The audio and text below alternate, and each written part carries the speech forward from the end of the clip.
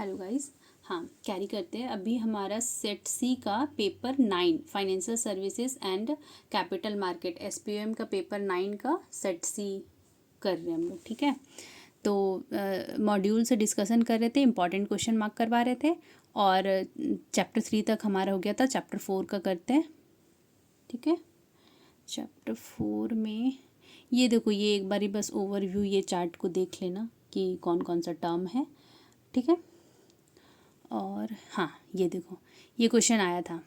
ये ब्रोकर जो होता है, ब्रोकर्स आर इम्पॉर्टेंट इंटरमीडियरीज, उसमें इसको कितना मैक्सिमम ब्रोकरेज कमीशन होता है, तो 2.5% ऑफ द कॉन्ट्रैक्ट प्राइस। जितना भी कॉन्ट्रैक्ट प्राइस है उसमें ब्रोकर कमीशन होता है 2.5%। ये बस परसेंटेज याद रखना है और कुछ नहीं। एक बार और एक नीचे क्वेश्चन है, बताते हैं उसको, मिलने दो।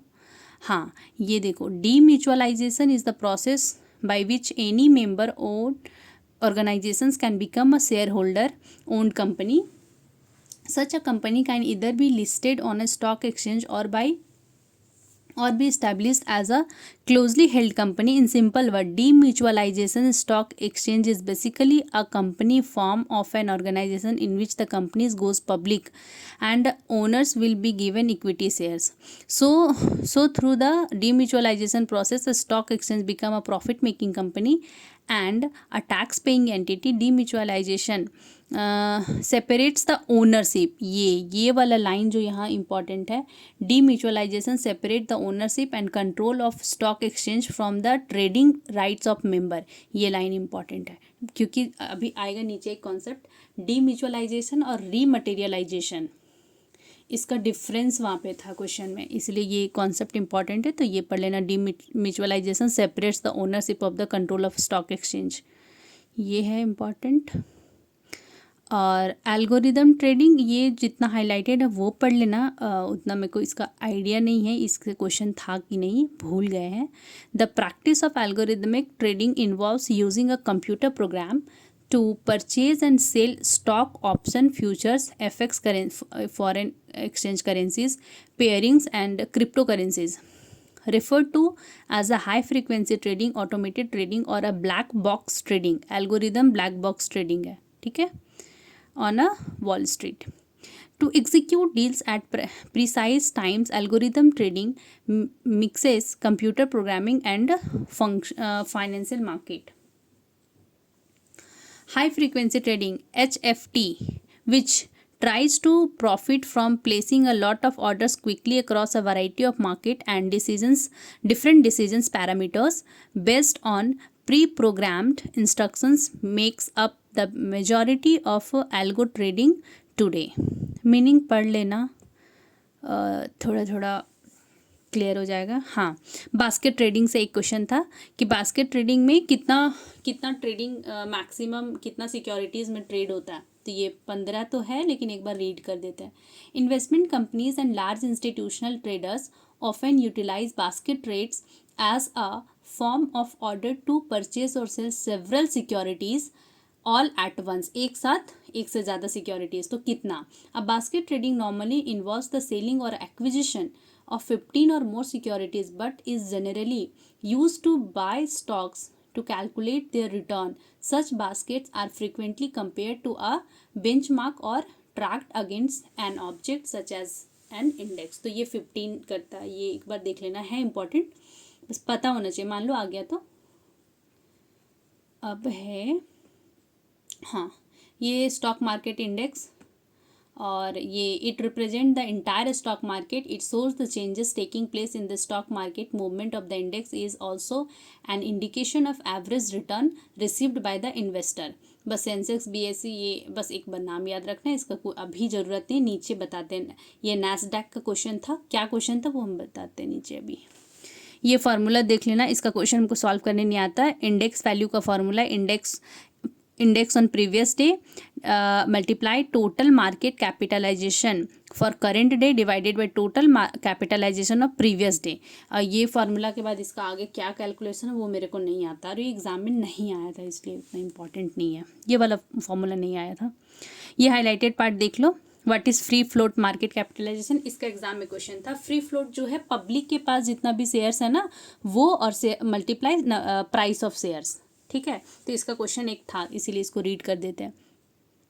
The calculation for conventional market capitalisation entails counting all outstanding shares including publicly traded and privately held.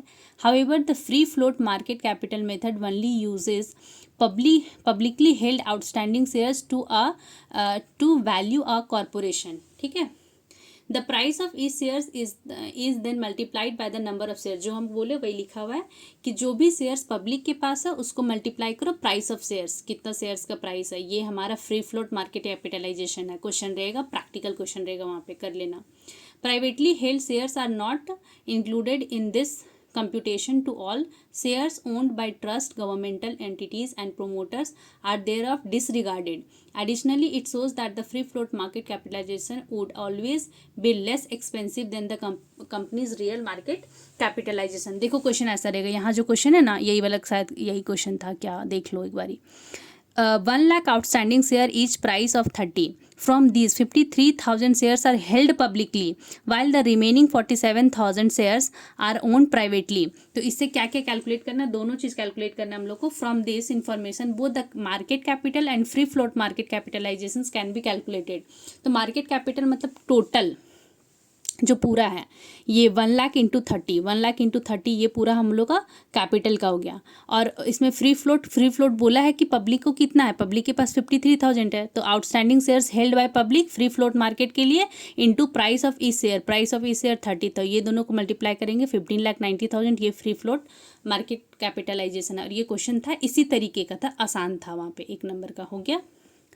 अब हम लोग का आगे बढ़ते हैं. ये इसको अपने से कर लेना, करने का होगा तो ये वाला क्वेश्चन, ये वाला करने का होगा तो कर लेना, नहीं तो वैसा कोई नीड नहीं है. आगे बढ़ते हैं.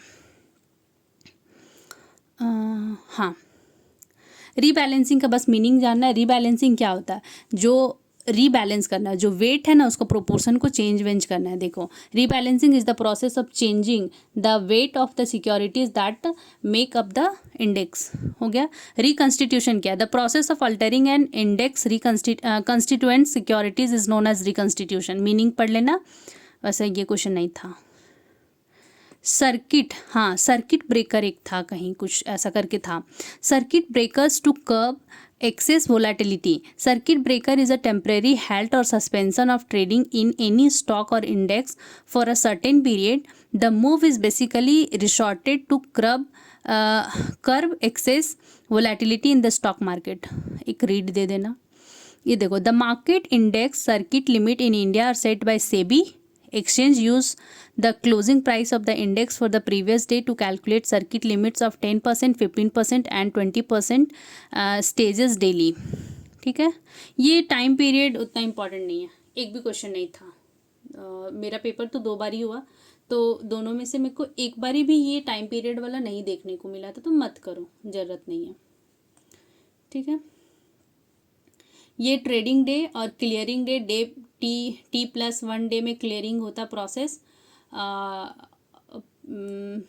इसको एक रीडिंग दे, नहीं ये 9 to 30 नॉर्मल, ये तो बहुत ज़्यादा इम्पॉर्टेंट नहीं है, इसको रीड नहीं करते, स्किप कर सकते हैं, वो इम्पॉर्टेंट पार्ट नहीं है. जो इम्पॉर्टेंट जहाँ जहाँ एग्ज़ाम लिखा हुआ मैं बोल ही रही हूँ कि यही क्वेश्चन था, यही क्वेश्चन था, तो अननेसेसरी टाइम वेस्ट करने से कोई फ़ायदा है नहीं. हाँ, ये देख लो, STP क्या है, straight through processing. The concept of straight through processing is designed to complete the transactions without human intervention.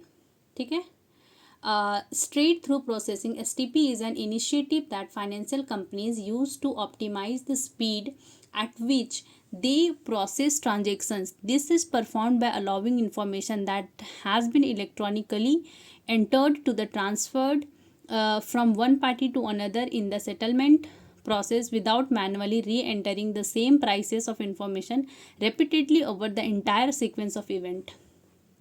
ठीक है, मार्जिन ट्रेडिंग इसका क्वेश्चन था, और हमको लग रहा है ये मार्जिन ट्रेडिंग का क्वेश्चन मेरे वाले में 2 बार था, सेम डे में 2 बार क्वेश्चन था. मार्जिन ट्रेडिंग का था 2 बार और YTM वाला 2 बार था. Margin trading is a facility given to the investors in which they can invest in shares by part financing from the bank. In other words, investors can provide some amount of money from their pocket to invest in shares, and the rest of the amount will be financed by the bank. Margin trading permits investors to buy shares by providing 40% of the total value as a margin and while borrowing 60% from the bank. ये 40% और ये 60% का percentage याद रखना है, किसका कितना margin रखना था, ये क्वेश्चन था और टिक करके आना सही। ठीक। शॉर्ट सेलिंग का नहीं था, खुद से एक रीड दे देना। और हाँ, बाईबैक ऑफ शेयर्स ना बहुत इंपॉर्टेंट है। बाईबैक ऑफ शेयर्स में हम बता रहे कि क्वेश्चन क्या था और हम बहुत कोशिश किए कि उसको ढूंढते हैं। वो जो क्वेश्चन वहाँ पे था वो बाईबैक वाला टॉपिक में मेरे को नहीं मिला, लेकिन तुम लोग ना थोड़ा एक बार अच्छे से रीड कर लेना अगर वो मिल जाता है तो। क्वेश्चन क्या था कि एक बार हम लोग बाईबैक करते हैं तो दूसरे बार बाईबैक करने के लिए वो दोनों का गैप कितना होना चाहिए। फर्स्ट बायबैक अभी हुआ तो सेकेंड बायबैक जब कंपनी करेगी सेम फाइनेंशियल ईयर में कर सकती है या नहीं, तो उसका टाइम गैप 6 महीना होगा, 9 मंथ्स होगा, 12 मंथ्स होगा, या 2 साल बाद होगा, या 1 साल बाद होगा, ऐसे करके ऑप्शन था ये वाला बायबैक में। तो ये बायबैक का टॉपिक में एक बारी देखते, अभी हम देखते हुए चलते कि कितने टाइम पीरियड में कर सकते हैं दूसरा बायबैक। वो मेरे को मिल ही नहीं रहा है।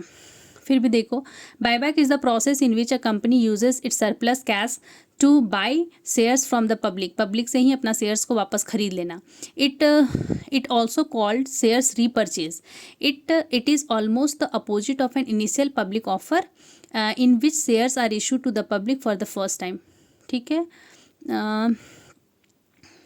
इसमें है नहीं कितने टाइम पीरियड के बाद हम लोग कर सकते हैं। सेवरल इफ़ेक्ट होता है तो आउटस्टैंडिंग शेयर, ईपीएस, और मेरे को वो मिल ही नहीं रहा है। हम ढूंढ रहे थे पहले भी, मेरे को नहीं मिला।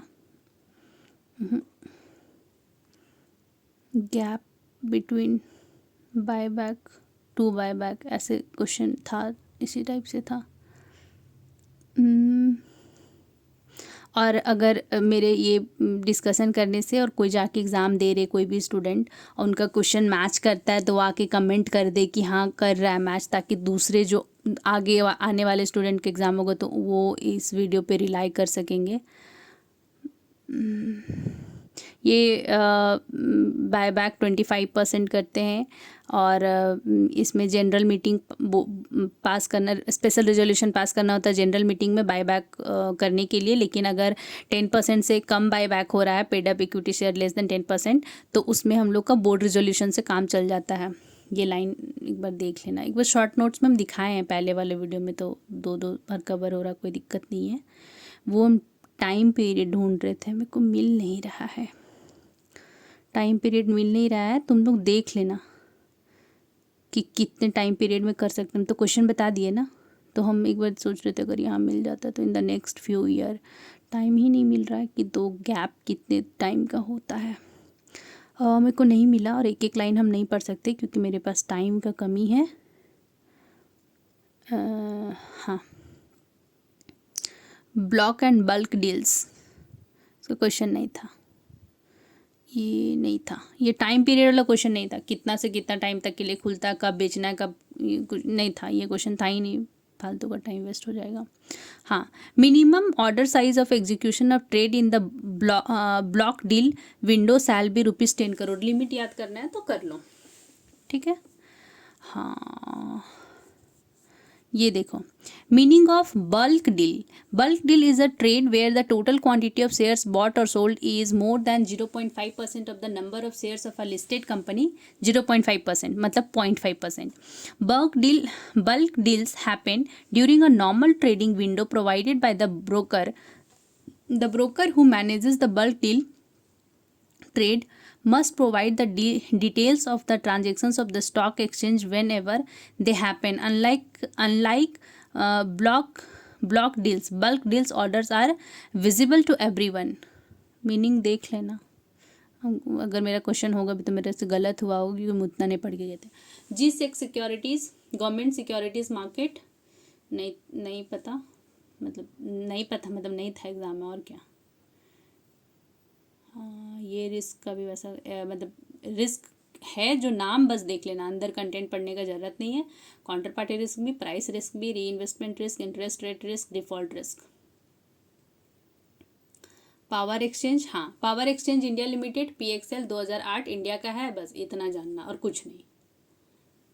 और एनर्जी एक्सचेंज ना, सोशल स्टॉक एक्सचेंज, हाँ इसको पढ़ लो। देखो, social stock exchange is a separate segment of existing stock exchange that can help social enterprises to raise fund from the public through the stock exchange mechanism.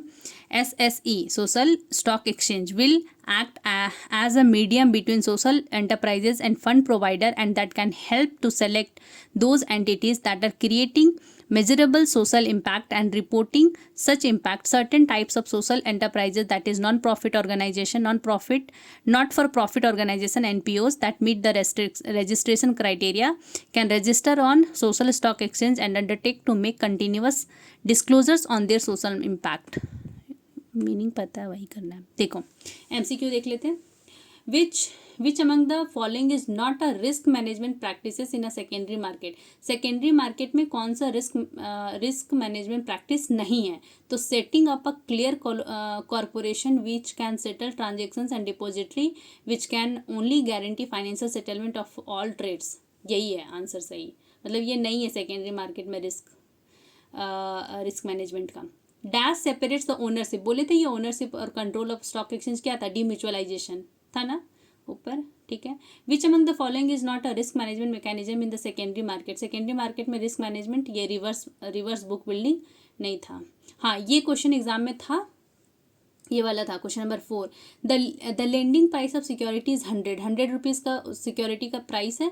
The transaction price of securities is 100.5 and 99.75। Calculate the lenders earning. देखो 100 का security है जिसको हम लोग 100.5 में बेचते हैं, तो 0.5 का हम लोग को अर्निंग हो जाएगा।